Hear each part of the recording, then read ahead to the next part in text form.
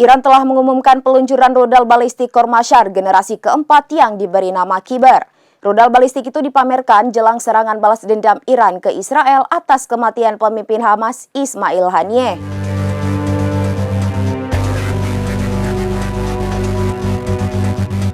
Iran telah mengumumkan peluncuran rudal balistik Khormashar generasi keempat yang diberi nama Kibar.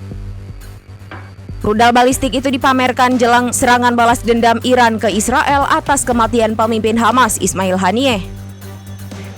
Dikutip dari Ma'arif, rudal tersebut memiliki hulu ledak seberat 1.500 kg. Bahkan rudal balistik Iran mampu menjangkau target sejauh 2.000 km. Iran mengklaim rudal Kibar memiliki spesifikasi yang mampu menghancurkan wilayah musuh. Namun di antara kehebatannya, kemampuan yang paling menonjol dari rudal Kibar adalah sistem panduan dan kendali selama penerbangan.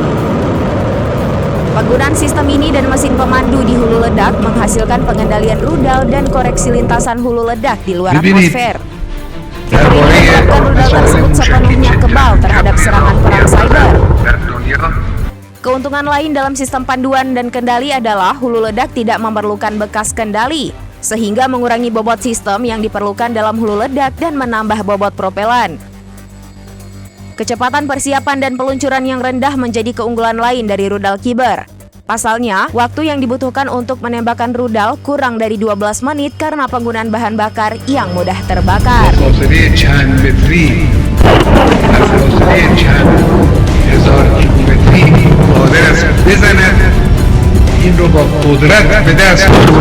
Demikian informasi terkini Syederalun. Saksikan terus informasi lainnya. Jangan lupa like dan share seluruh akun seraminews.com. Download Tribun X sekarang.